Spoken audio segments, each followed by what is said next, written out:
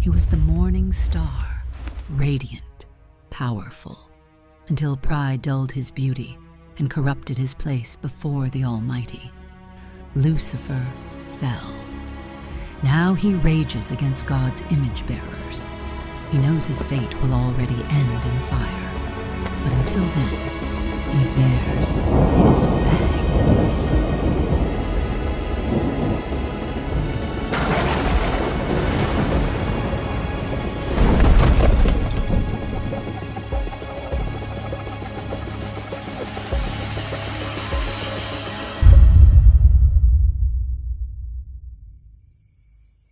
It was dusk.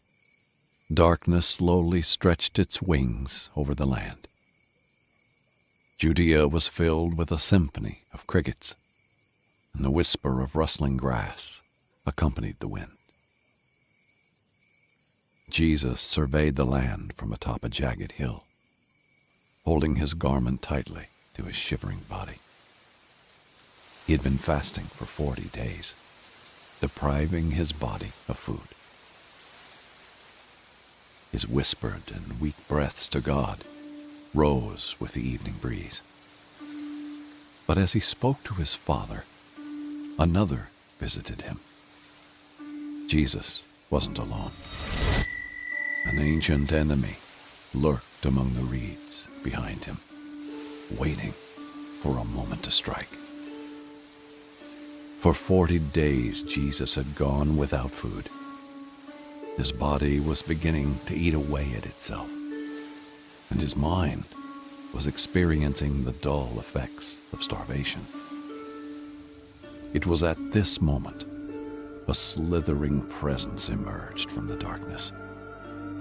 He slid his way behind Jesus and whispered into his ear. Look, it's the Son of God, shaking like a starving animal. If you truly are the Son of God, why not just command these stones to become bread? Surely the Creator himself deserves some food.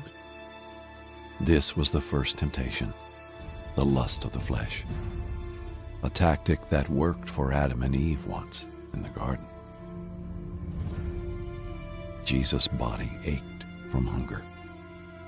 The pain was nearly unbearable. Yet Jesus came to identify with the weakness of mankind. If he simply turned the stones into bread, he would take advantage of the power God gave him. I don't need it. It is written, man does not live by bread alone, but by the very words uttered from God himself. It was difficult for Jesus to speak. He had a fever from hunger, and the chills caused him to shiver. Satan scoffed and wrapped his cloak around Jesus. Suddenly the two were standing over the temple of Jerusalem. They were at the temple's highest point, overlooking the people below. The wind howled as Jesus stood at the very tip of the massive structure. Behold! Satan screamed through the wind, pointing to the people below. He laughed and surveyed the worshippers coming to and fro from the temple. They want a sign, Jesus. They long to worship. They're hungry for it. The wind cut Jesus' cheek like glass. He looked at the people below. They were praying, seeking, searching for answers from God. Jesus wanted to reveal himself to them. He wanted to show them God's will. He wanted to be their Lord and Shepherd. They're waiting for you, Son of God. They're all here waiting for you to show yourself. Make a spectacle and jump off. For you and I both know what the scriptures say. They claim that the Lord will order his angels to protect you. Think about the sight of that.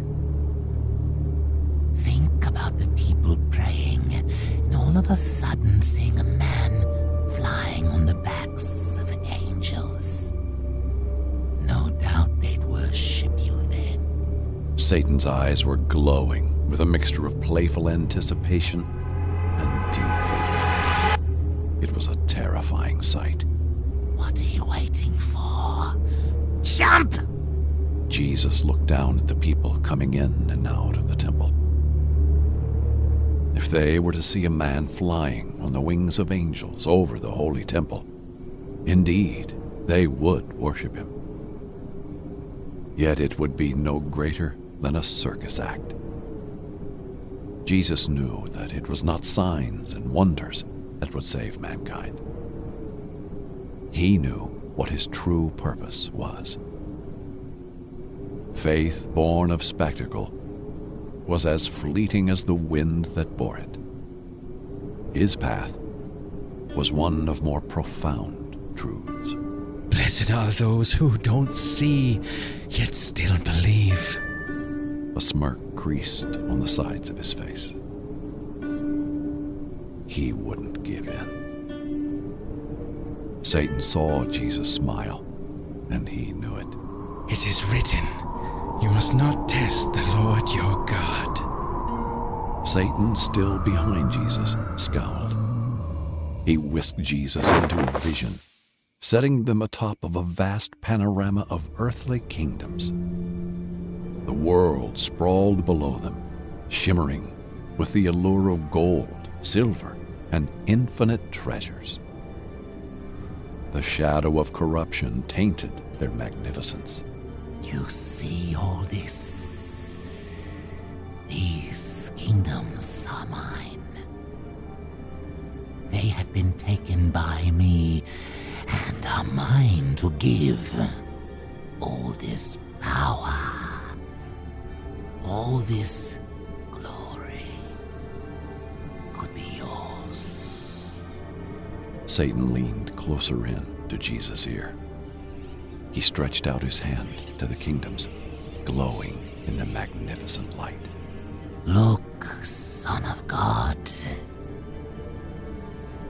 Look at all that could be yours to rule.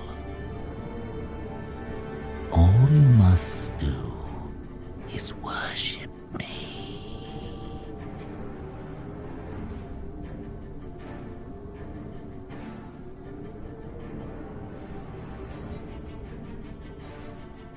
The lust for power, a temptation Eve once fell for when Satan promised she would be like God. Despite the exhaustion clouding his vision, Jesus saw through the hollow splendor. The promise of power and riches had been the fall of many men. It was an enticing offer, no doubt. Jesus longed to rule over his people as king. But his kingdom was not of this world. Corruption was not the way to win the hearts of man. It is written, you shall worship the Lord your God. Him and him alone shall you serve. Satan sneered at Jesus, ready to tempt him again. Before he could speak, Jesus turned around, looked him in the eyes for the first time. Enough! Jesus rebuked. Satan jarred back. The two of them were standing in the wilderness once again. The stars were settled high in the sky, and the howling evening wind rolled over the hills. Satan shrunk at the voice of Jesus. They were not equals. Jesus alone held the power. So Satan retreated into the grass, so he may scheme more about how to take the heart of man. Jesus then departed to eat, recover, and pray. He had successfully resisted the temptations of the enemy.